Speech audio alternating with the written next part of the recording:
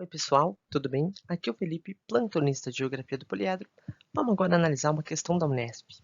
Considerando o exemplo apresentado e a expansão das multinacionais no contexto de globalização, identifique e caracterize o que ocorre com o processo produtivo das multinacionais. Cite dois fatores que levam as empresas a adotar essa nova estratégia.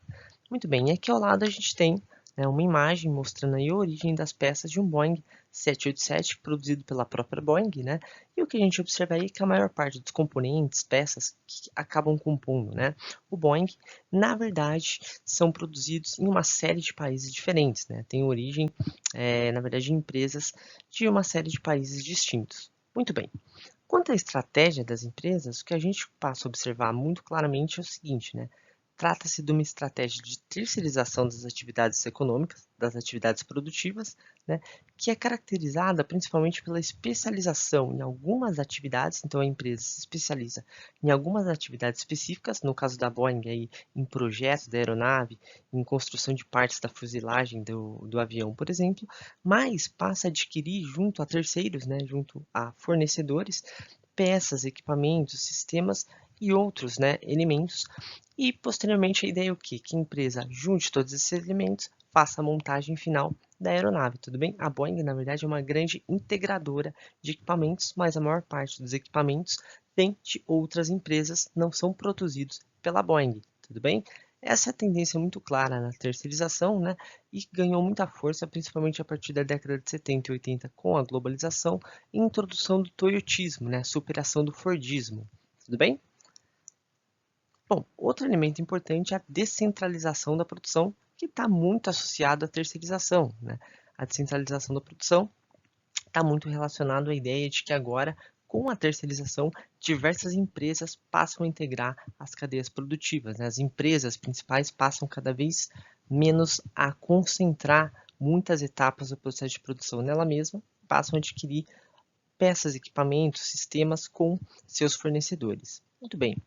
E também relacionado a tudo isso, a gente tem a internacionalização das cadeias produtivas, Isso porque, com a globalização, as cadeias produtivas tornaram-se cada vez mais globais, Partes diferentes do planeta passaram a se integrar cada vez mais com o desenvolvimento dos meios de transporte e de comunicação, e isso favoreceu uma maior integração das atividades econômicas e produtivas no mundo, consequentemente, contribuindo para internacionalizar as cadeias produtivas. Essa imagem aí do Boeing mostra muito bem isso.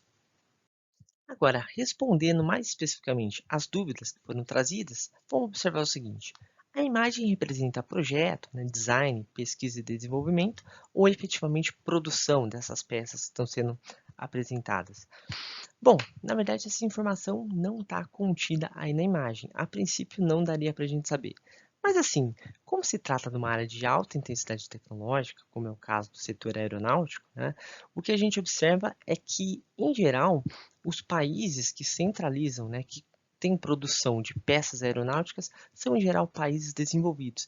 Isso porque, desenvolver sistemas, subsistemas, peças, componentes para aeronaves é um processo muito complexo, muito difícil, que exige muita tecnologia e mão de obra altamente qualificada. Isso a gente encontra em geral nos países centrais.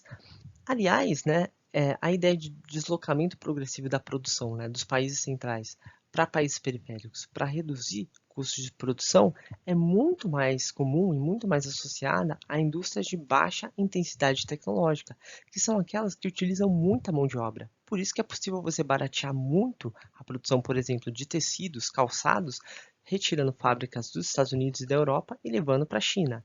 Agora, quando a gente está falando de alta tecnologia, o cenário é um pouco diferente, a questão mão de obra acaba pesando menos, tá? E já aproveitando para responder a outra pergunta, não seria mais barato então produzir em países com mão de obra mais barata?